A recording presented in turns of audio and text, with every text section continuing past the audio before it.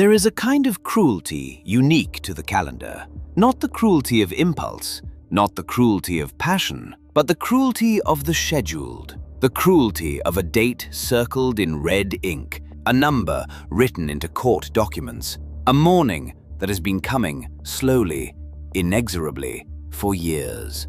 April 30th, 2026, Livingston, Texas, the Pulaski Unit of the Texas Department of Criminal Justice, home to the largest death row in the United States. Somewhere inside this facility, in a cell approximately 60 square feet wide, a man named James Broadnax has been awake since before the clock even turned. He knows what day it is. He has known for a long time.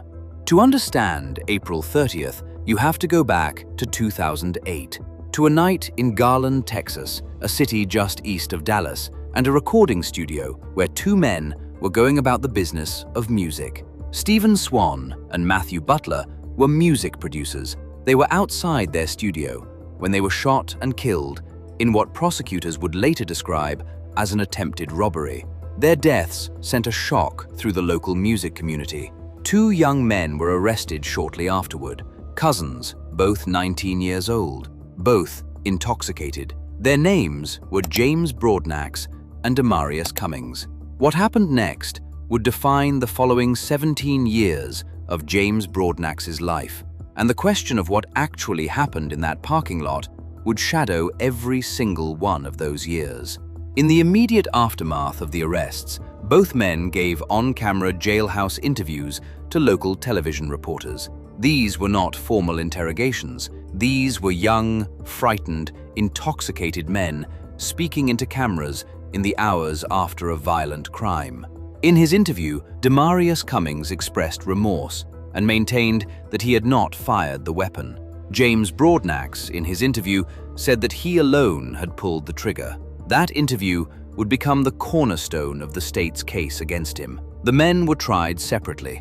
James Broadnax was convicted of capital murder by a Dallas County jury in 2009 and sentenced to death. He was 19 when the murders occurred. He was 20 when he was condemned to die. Demarius Cummings received a sentence of life in prison without the possibility of parole. There is something important about the physical evidence from that night. At trial, the prosecution's own DNA expert testified that James Broadnax's DNA was not found on the trigger or the grip of the murder weapon. Demarius Cummings' DNA was found on the gun. That detail did not prevent the conviction. The jailhouse interview, Broadnax's own words, spoken while high on PCP and marijuana in a moment of psychological upheaval, was enough. Or at least, it appeared to be. Death row in Texas is not what most people picture when they imagine a prison. It is not loud. It is not chaotic. In many ways, it is something worse. The Pulaski Unit in Livingston, Texas, houses death row inmates in conditions of extreme isolation. According to the Death Penalty Information Center and well-documented reporting by prison rights researchers, men on Texas death row typically spend 22 to 24 hours a day in single-occupancy cells. The cells are small, roughly 6 by 10 feet. They are individual, solitary. Each man is, in the most literal sense, alone with whatever he carries. There are no communal meals, limited physical contact with other inmates. Interaction with guards is procedural, not personal. Visits from family and attorneys occur through barriers, glass in many cases. The years do not pass so much as accumulate. They are not experienced as time in the way that free people understand time.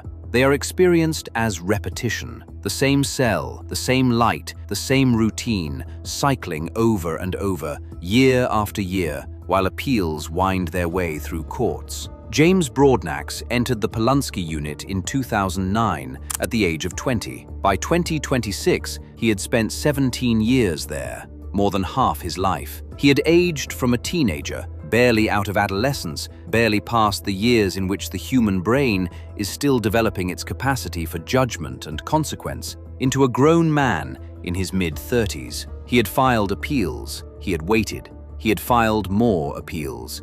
Researchers and psychologists who study death row populations describe the psychological phenomenon sometimes called death row syndrome, a state produced not merely by the prospect of execution, but by the combination of extreme isolation, indefinite waiting, and the constant cycling of hope and despair that accompanies the legal process. Hope arrives with a new appeal, a new argument, a new hearing. Despair comes with each denial, and then the cycle begins again. For James Broadnax, the cycle would take one more dramatic turn, less than 2 months before his scheduled execution date. On March 11, 2026, Demarius Cummings signed a sworn declaration. In it, he admitted publicly, for the first time in 17 years, that it was his idea to commit the robbery, that he obtained the pistol used in the shooting, and that he, not James Broadnax, was the person who fired the weapon. His signed statement explained how the story was constructed, how in the hours after the arrest, both men were still intoxicated on PCP and marijuana, and how they had spoken about what story they would tell. Cummings, according to his own account, persuaded Broadnax to take responsibility for the shooting because Cummings had prior convictions for burglary, while Broadnax had no violent record.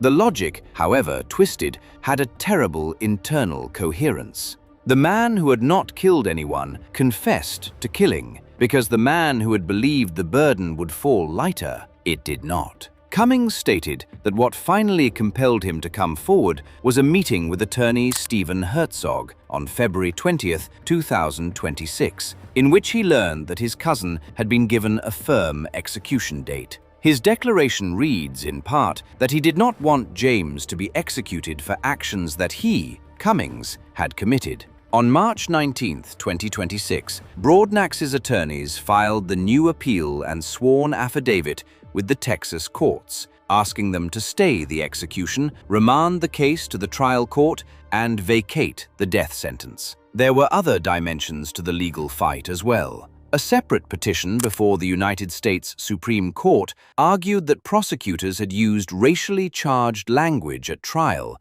and had introduced rap lyrics written by a teenage Broadnax to portray him as a future danger to society.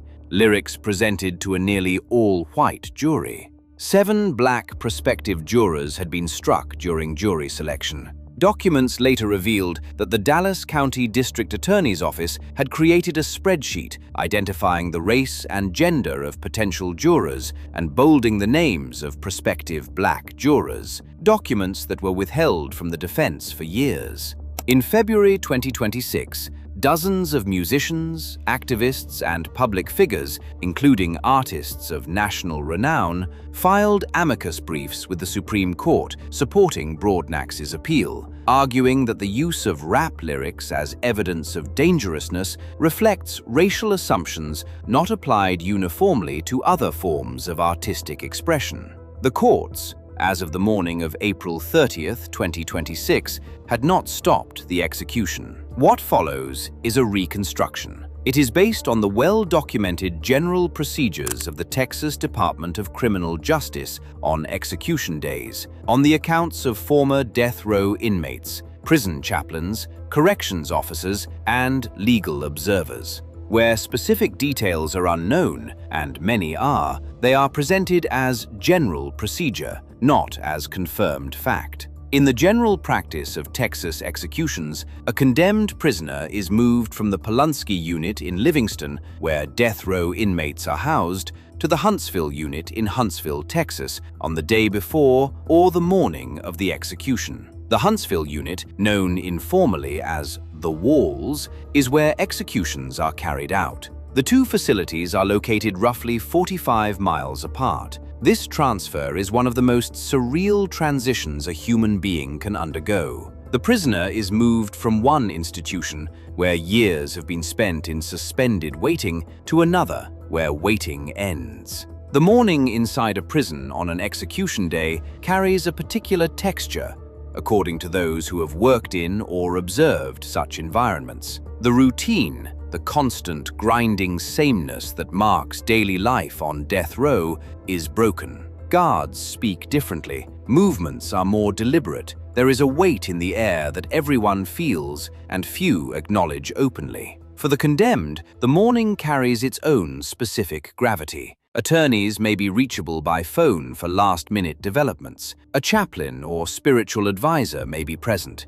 In the general practice of Texas executions, the warden and prison officials maintain a formal procedural calm, not out of indifference, but because procedure is the container that holds what might otherwise be unmanageable. James Broadnax had been through years of this waiting, but the morning of April 30th, 2026 was different. Every execution day is different in the same way. The date on the calendar is no longer a future abstraction. It has arrived. Psychologists and researchers who have studied death row inmates, their writings, their testimonies, their mental states as execution approaches, describe a landscape of the mind that is extraordinarily difficult to convey to those who have not inhabited it. Some describe a strange calm. After years of anxiety, of appeals, of cycling hope and despair, the arrival of the actual day can produce a kind of terrible resolution. The uncertainty, at least, is over. There is nothing more to fight. There is only this. Others describe terror, pure, biological, involuntary. The survival instinct does not honor legal proceedings.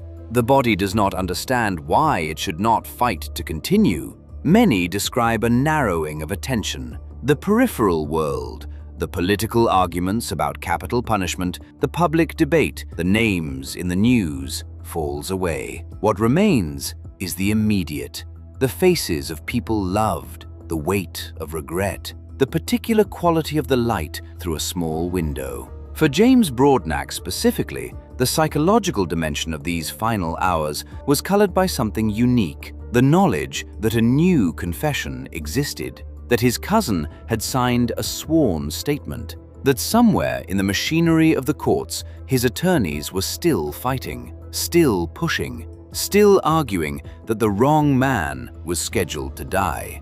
What it means to carry that knowledge, to know that evidence of your possible innocence exists and has been presented, and yet to watch the hours continue their indifferent march, belongs to a category of human experience for which ordinary language is insufficient. In the standard practice of Texas executions, condemned inmates are permitted to have visits from approved family members, friends, and spiritual advisors in the period before the execution. These visits are among the most intimate and devastating encounters that families of the condemned describe. There are things you prepare to say, and then, when the moment comes, the prepared words feel inadequate.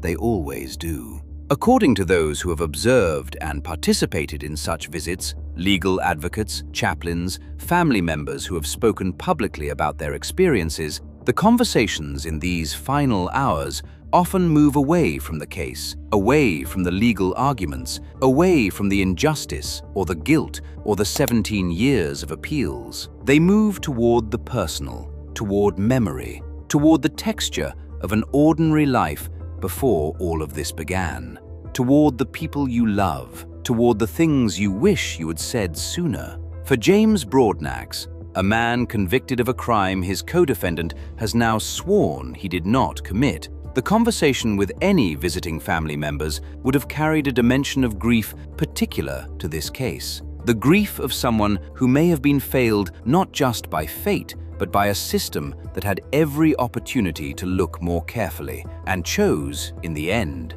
to proceed. In Texas, condemned inmates are traditionally permitted to request a special last meal. This practice has been the subject of public discussion for years, a ritual that sits uncomfortably at the intersection of ordinary human comfort and extraordinary institutional violence. It is important to state clearly the specific details of any last meal requested by James Broadnax on April 30th, 2026 have not been publicly confirmed at the time of this documentary's production. It would be irresponsible and disrespectful to the gravity of the moment to invent details that belong to a private human experience. What can be said, in general terms, is this: The last meal is one of the few moments in the execution process where the condemned is offered something resembling choice. In a world that has, for years, offered almost none, a choice, however small, however circumscribed, carries an outsized weight. Former death row chaplains and prison officials have described the act of watching a condemned man eat his last meal as one of the most quietly devastating parts of the job. There is nothing ceremonial about it. It is simply a person eating, knowing it is the last time. What James Broadnax requested, what he ate, whether he ate at all, these details are not known publicly, and they are left, as they should be, to the private record. The hours before a Texas execution move according to a formal protocol. There are forms to be completed, official notifications to be made. The warden's office coordinates with state officials. Witnesses, including representatives of the victims' families and, if requested, witnesses for the condemned, are brought to the facility and prepared for what they will observe. A spiritual advisor is typically present with the condemned in the final hours, if the inmate wishes. In Texas executions, this is a well-documented and common practice. The nature of those final conversations, whether they are prayers, silences, reminiscences, or something entirely else, belongs to a private space that no documentary camera can or should enter. Attorneys for James Broadnax had been working around the clock in the days and hours before this date. Appeals had been filed. Courts had been asked to act. The machinery of last-minute legal intervention, familiar to anyone who has followed capital cases, was in motion. Whether that machinery would move in time, whether a phone call would come, whether a stay would be granted. These were the questions that hung over the final hours like a weather system that refused to either break or clear. In the documented history of Texas executions, last-minute stays have been granted. They have also been denied. The courts do not follow a script, neither does hope. In the established procedure of Texas executions, the condemned inmate is escorted from the holding area to the execution chamber by a team of corrections officers. This movement, a short distance in physical terms, is one of the most written about, most contemplated transitions in the literature of capital punishment. Former corrections officers who have spoken publicly about their role in this process describe it as one of the hardest things they have ever done professionally. They are not, in most cases, indifferent people. They are people doing a job sanctioned by the state with all the moral weight that entails. The condemned, in the accounts of death row chaplains and legal witnesses, walks this final corridor in a variety of ways. Some are calm, some are not. Some speak, some are silent. Some have said everything they needed to say. Some carry with them things left unsaid, words that will never now be spoken, to people who will carry the silence for the rest of their lives. There is no cinematic language adequate to this walk. Film has tried across decades to capture it, the final corridor, the final door, the final threshold. And film has always, in some fundamental sense, failed. Because the corridor in a movie ends in darkness and a cut to the next scene.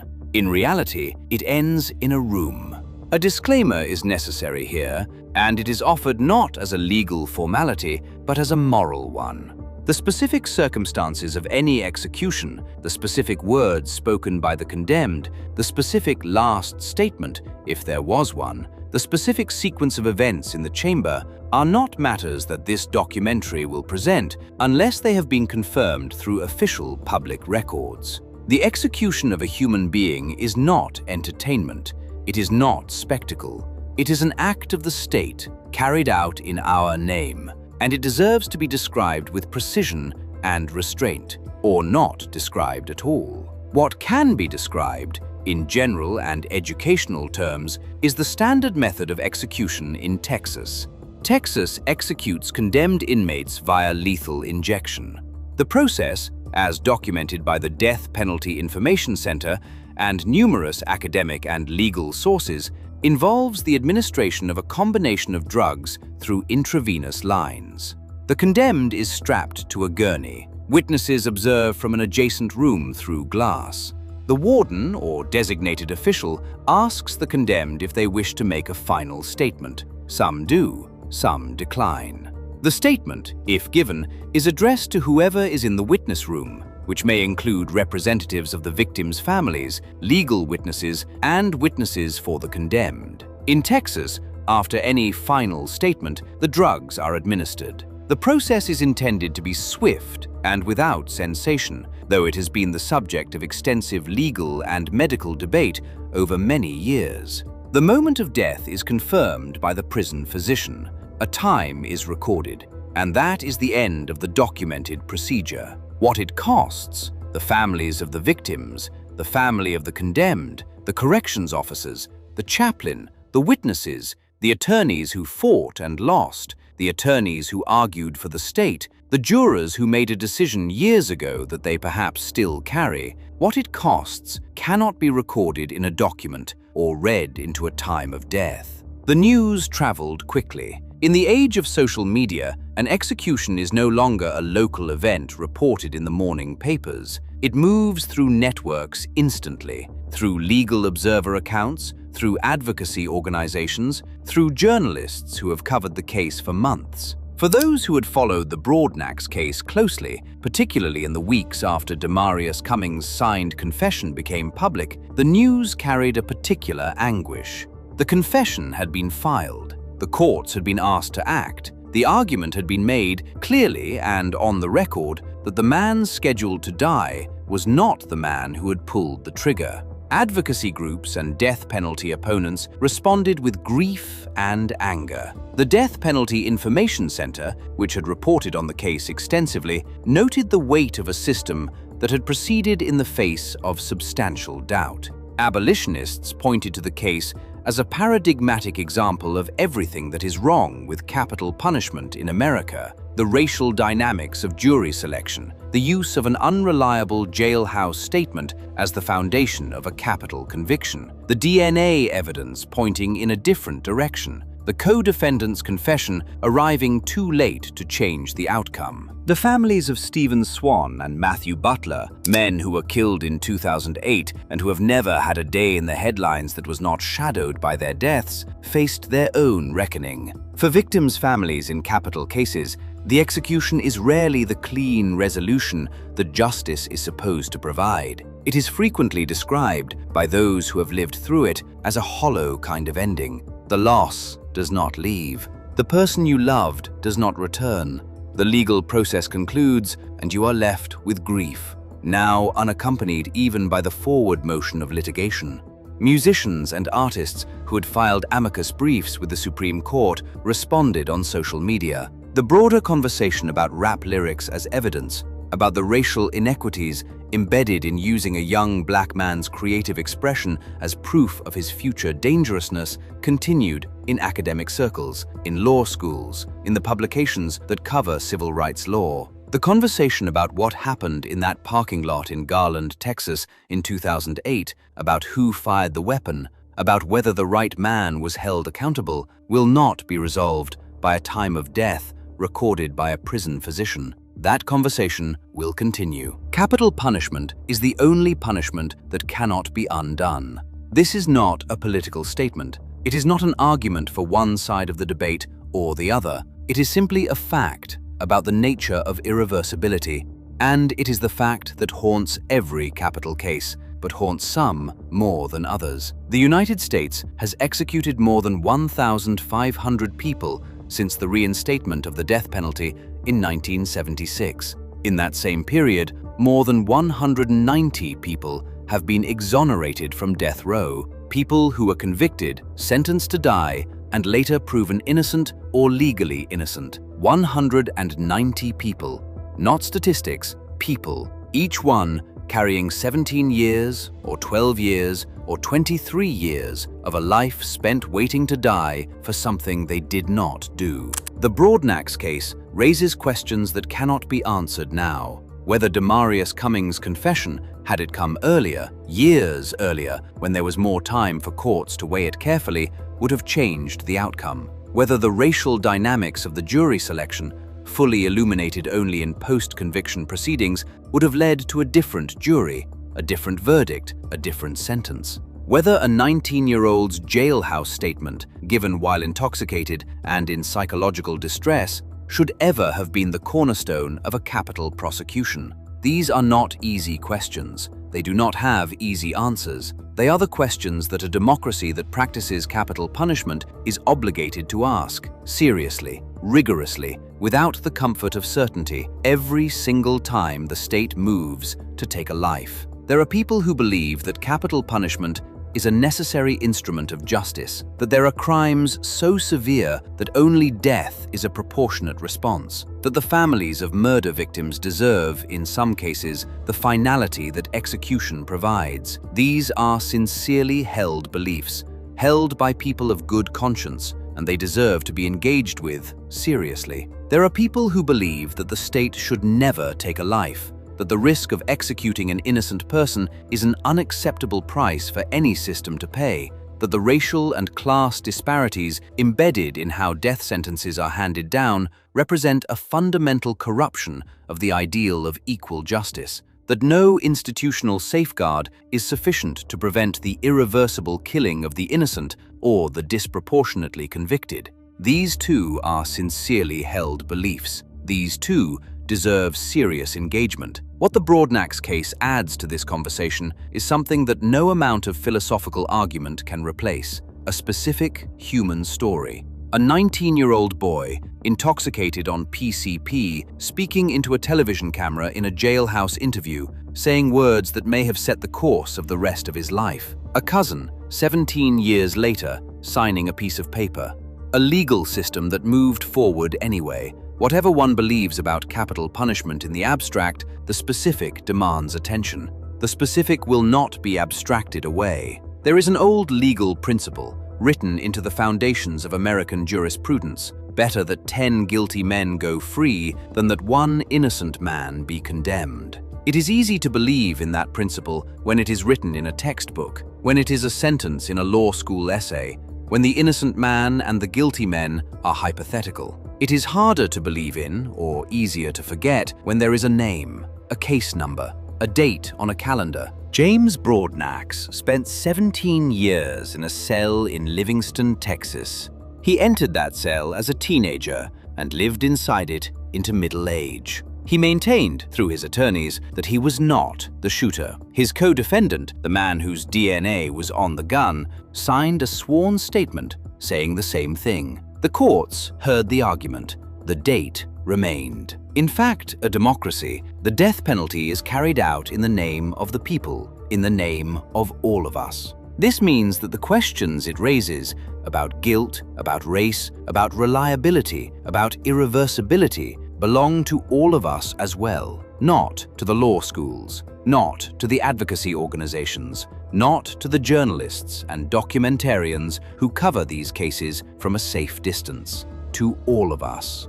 The state of Texas has executed 590 people since 1982, more than any other state in the nation. At the time of this script's production, more than 190 people have been exonerated from death rows across the United States since 1973. Demarius Cummings signed a sworn declaration on March 11, 2026, stating that he, not James Broadnax, was the person who fired the weapon in the 2008 killings of Stephen Swan and Matthew Butler.